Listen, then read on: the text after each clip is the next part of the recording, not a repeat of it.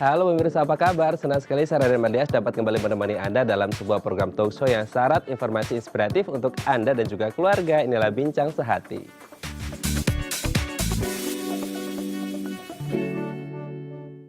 Setelah memperingati World Breastfeeding Week atau Pekan Menyusui Dunia yang jatuh setiap tanggal 1 sampai 7 Agustus setiap tahunnya, dan tema tahun ini adalah Support Breastfeeding for a Healthier Planet, maka hari ini Bincang Sehati akan membahas tentang manfaat ASI bagi anak. Jadi bagi Anda nih yang akan melahirkan atau yang baru saja melahirkan, ASI itu sangat penting ya bagi tumbuh kembang sang anak. Jadi kalau Anda ingin memiliki anak yang sehat seperti itu, Anda harus memberikan ASI eksklusif kepada anak Anda. Nah, inilah topik yang akan kita bahas hari ini, yaitu manfaat ASI bagi anak. Tapi kalau kita ngomong tentang ASI, itu identik dengan ibu yang baru melahirkan. Nah, kalau kita berbicara tentang ibu yang melahirkan, ini ada beberapa gangguan psikologis seperti itu yang biasa terjadi pada ibu-ibu pasca melahirkan. Kita lihat ya, yang pertama adalah baby blues syndrome.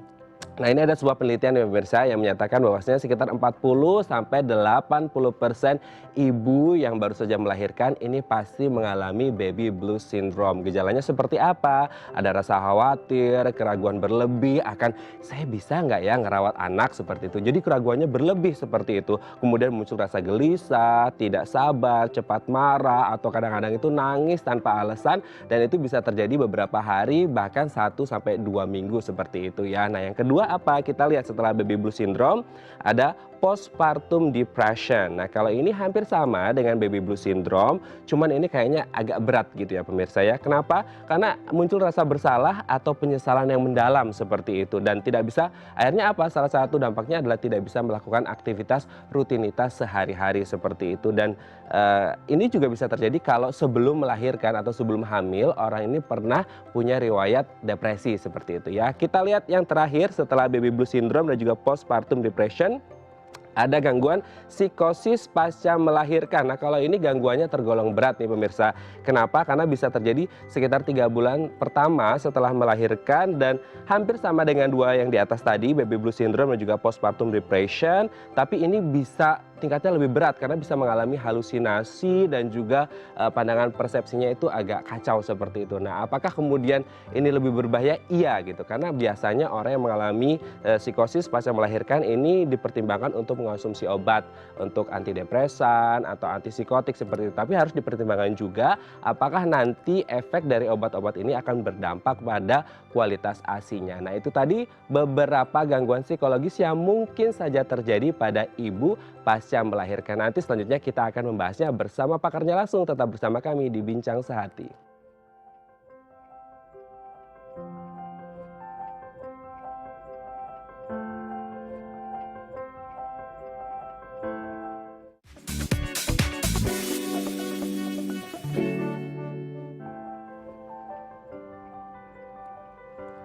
Baik, Anda masih bersama kami di Bincang Sehati dan kita masih membahas topik kita hari ini, manfaat ASI bagi anak. Kalau tadi di segmen sebelumnya kita sudah membahas nih beberapa fakta tentang kondisi psikologis ibu pasca melahirkan. Ada baby blues syndrome, ada postpartum depression, dan ada gangguan psikosis seperti itu. Nah, untuk membahas lebih mendalam tentang gangguan psikologis pasca melahirkan dari seorang ibu, kita telah terhubung melalui sambungan Zoom dengan Mbak Sahning Dian Ardini, SPSI psikolog dari Selaras Persona Indonesia. Selamat pagi Mbak Dian, apa kabar? Selamat pagi, kabar baik. Kabar baik ya Mbak Dian ya. Oke, Mbak Dian, hari ini kita akan membahas beberapa kondisi psikologis atau lebih bisa disebut gangguan psikologis ibu pasca melahirkan seperti itu. Kan banyak sekali kita Iya, dengar ibu-ibu pasca melahirkan ada gangguan psikologis, terutama untuk mungkin ibu-ibu yang baru pertama kali melahirkan, dan yang sering kita dengar adalah baby blues syndrome. Nah, kita mulai dari baby blues syndrome, itu apa sebenarnya Mbak Dian? oke.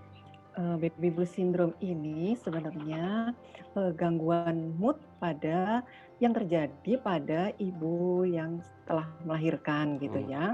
Ini sih sebenarnya kayak eh, lebih ke suasana hatinya gitu. Hmm. Jadi tiba-tiba merasa eh, sedih setelah melahirkan, tiba-tiba merasa senang, cemas, yang seperti itu. Nah, sebenarnya baby blues syndrome ini banyak terjadi pada ibu-ibu yang habis melahirkan, dan ini sebenarnya bisa, hilang dalam kurun waktu 2 minggu. Ini yang Hmm. paling penting untuk baby blues syndrome ya. Kemudian, kalau lebih dari 2 minggu belum terjadi, pengurangan atau tidak hilang gejalanya, nah itu yang memerlukan, pengobatan lebih lanjut, artinya memerlukan treatment lebih lanjut gitu. Gitu sih, Mas. Oke, tapi seberapa Heeh. besar sih Mbak Dian kemudian ibu yang melahirkan ini mengalami baby blues syndrome? Iya, sebenarnya, ada beberapa ibu-ibu yang mengalami baby blues syndrome ini, itu dikarenakan perubahan cairan di otak gitu ya, Mhm. kemudian ada perubahan hormon. Jadi sebenarnya, itu masalahnya. Seberapa banyak, ya itu, cukup banyak sih, Mas. Oke. Kalau Mhm. menurut, artikel yang saya baca ini kurang lebih ada 40-80% ibu yang melahirkan ini mengalami baby blues syndrome seperti itu. Berarti, ini angkanya sangat tinggi sekali ya, Mbak, ya. Apakah kemudian ini hanya Iya. terjadi pada ibu-ibu yang baru pertama kali melahirkan atau yang sudah pernah melahirkan pun yang kedua atau yang ketiga ini juga ada berpotensi atau berisiko untuk mengalami baby blues syndrome, Mbak Dian? Oke. Nah, ini sebenarnya, sangat beragam ya. Ada yang hanya terjadi di, melahirkan ketika melahirkan pertama kali. Ada yang terjadi berulang juga, pada anak pertama ibu mengalami baby blues syndrome, kemudian pada kelahiran kedua, ibu juga mengalami kembali. Mmm. Ada juga yang di anak pertama tidak mengalami, ternyata saat melahirkan anak kedua, mengalami gitu. Jadi, kondisinya sangat beragam, kita juga tidak bisa artinya tidak bisa, ada patokan khusus gitu ya, patokan khusus apakah itu hanya di anak pertama atau di anak berikutnya gitu. Oke, berarti tidak ada patokan khusus seperti itu. Apakah ini akan terjadi di kelahiran pertama atau kedua atau ketiga atau seterusnya seperti itu? Iya, Karena mungkin saja yang pertama tidak terjadi, tapi yang kedua bisa terjadi seperti itu ya. Nah, bisa, apakah ini juga iya. berkaitan dengan kondisi psikologis dari si ibu ketika dia hamil dan juga melahirkan? Kan kita tahu orang hamil juga rasanya sensitif seperti itu kan. Apakah ini juga berpengaruh pada kondisi psikologis si ibu sebelum melahirkan berpengaruh pada baby blues syndrome, Mbak Dian? Bisa berpengaruh, tapi, sebenarnya faktor utamanya ini, hormon dan cairan yang ada di otak Mhm. tadi. Jadi ada perubahan yang drastis, kemudian ada hormon tertentu yang berkurang, sehingga si ibu ini mengalami, mood swing begitu ya. Mhm. Kadang kala sih, si yang bersangkutan ini juga tidak tahu apa yang terjadi pada dirinya, kemudian bahkan tiba-tiba kok, merasa, nggak suka gitu ya sama Mmm. anaknya, terus merasa nggak suka juga dengan dirinya sendiri, begitu. Nah, kalau Oke. dengan demikian kan, berarti sebenarnya ciri khas ini juga perlu, apa ya, perlu diketahui sebelumnya supaya muncul yang namanya, self awareness ketika, ibu menjelang melahirkan dan, ketika melakukan perawatan setelah melahirkan, Oke, gitu sih. berarti Mhm. persiapan sebelum melahirkan seperti itu ya. Oke, Persiapan sebelumnya, namun betul. ini juga perlu dimaknai dengan, dimaknai sesuai dengan porsinya ya. Mhm. Karena kadang-kadang ada yang, memiliki informasi, mendapat Mhm. informasi mengenai baby blues syndrome ini dengan gejalanya yang seperti ini. Namun setelah, melahirkan itu seperti, menuntun dirinya untuk mengalami hal tersebut dan itu belum tentu juga gitu. Oke, ini berarti afirmasi Ya, yang salah gitu ya. betul. Dia Iya afirmasinya iya, heeh, menggiring ke terus kadang sesuatu kadang yang ada negatif seperti itu dukungan. ya. Oke, Mbak Dian kita Betul, lanjut ke heeh, yang selanjutnya. mhm. Postpartum depression ini kalau saya baca mirip-mirip sama, baby blues syndrome tapi tingkatannya agak lebih berat ya, Mbak Dian? Iya, kalau postpartum depression ini, lebih berat. Nah, tadi kalau misalnya yang baby blues syndrome ini tidak selesai dalam waktu 2 minggu, eee, kemudian tidak mendapatkan treatment, itu bisa berlanjut ke, postpartum depression ini.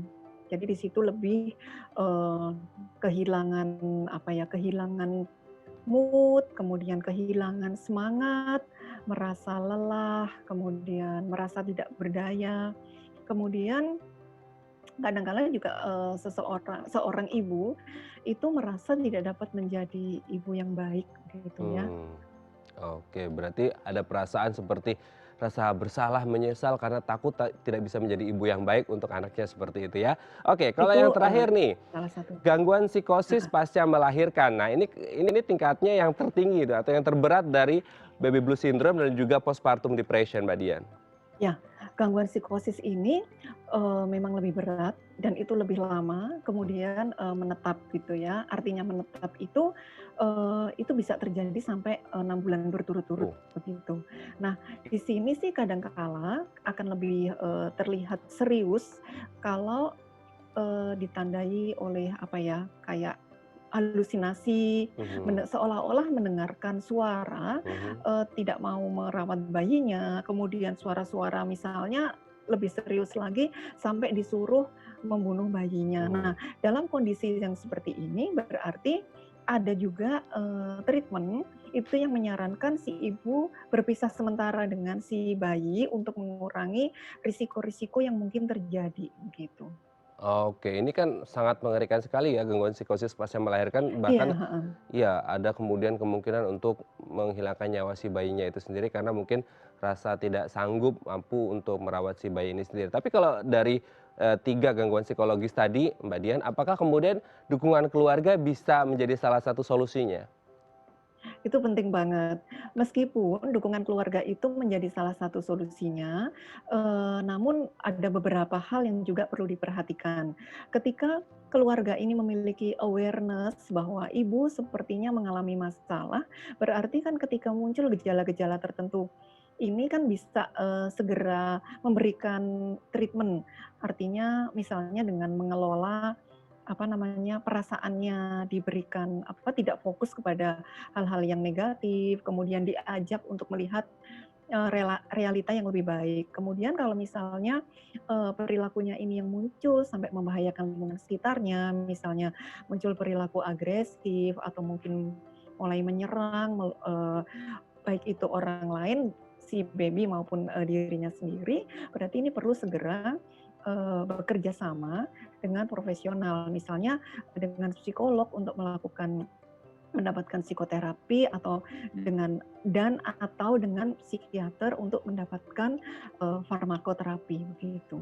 Oke, berarti memang harus membutuhkan jasa profesional untuk mengatasi, gangguan psikologis tadi ya. Baik, terima kasih Mbak Sahning Dian Ardini SPSI psikolog, psikolog dari Selaras Persona Indonesia. Semoga ini bisa mengedukasi untuk Anda yang akan melahirkan atau yang baru saja melahirkan agar bisa terbebas dan terhindar dari gangguan psikologis ya. Baik pemirsa, selanjutnya kita akan membahas tentang manfaat ASI bagi anak.